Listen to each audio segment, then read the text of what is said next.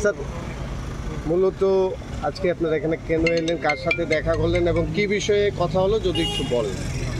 আমরা প্রদেশ কংগ্রেস জাতীয় ক্ষেত্রের গুরুত্বপূর্ণ বিষয়গুলির সাথে রাজ্যের জনস্বার্থ সম্পর্কিত বিষয়গুলি নিয়ে আমরা ধারাবাহিকভাবে রাজ্য জুড়েই আমরা আন্দোলনের ময়দানে আছি। এমন তো অবস্থায় আমরা একটা জিনিস পরিলক্ষিত হচ্ছে যে রাজ্যের কি আইন শৃঙ্খলাজনিত পরিস্থিতি, আপনার নেশা বাণিজ্য থেকে শুরু করে নানা ক্ষেত্রে দিনকে দিন নানা ধরনের অবনতি বাড়ছে বই কমছে না। এবং এর পেছনে আমরা দেখছি যে নানাভাবে প্রভাবশালী অংশ নানাভাবে এই সমস্ত সমাজদ্রোহী কার্যকলাপ, নেশা কারবার, এই সমস্ত কিছুকে উৎসাহিত করছে।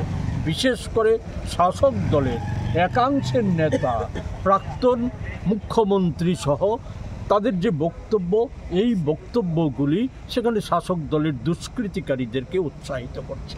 এর ফলে এই সময়ে রাজ্য জুড়েই কংগ্রেসের দলীয় কর্মসূচি, এমনকি আমাদের বিধায়কদের যে কর্মসূচি, এগুলি আক্রান্ত হচ্ছে। বিধায়কের বাসভবন আক্রান্ত সহ আমাদের অফিস আক্রান্ত হচ্ছে। গত পরশুও শান্তির বাজারের মতো জায়গায়, সেখানে আমাদের যে অফিসটা আগেই পুড়িয়ে দেওয়া হয়েছে, সেই জায়গায় একটা অনুষ্ঠানের সাজসজ্জা করা হয়েছিল, এই সমস্ত কিছুকে ধ্বংস করে দেওয়া হচ্ছে। এই জাতীয় ঘটনা আমি বিস্তারিত বলতে চাই না।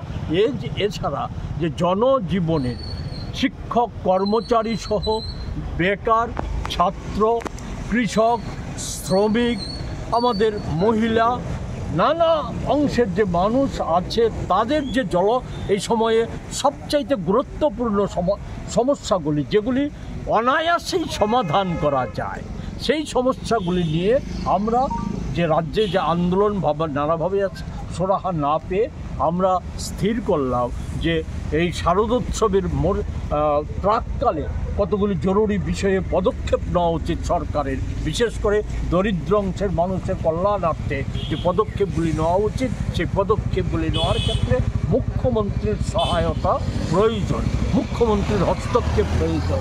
এই প্রয়োজনীয়তার কথা অনুভব করে আমরা প্রদেশ কংগ্রেসের পক্ষ থেকে আমাদের সভাপতি গত 2 দিন আগে মুখ্যমন্ত্রীকে চিঠি দিয়ে আবেদন করেছিলেন যে আমাদের একটা প্রতিনিধি দল এই সমস্যাগুলি নিয়ে ওনার সাথে দেখা করতে চায়। যথারীতি উনি সাথে সাথে একদিন বাদেই উনি চিঠির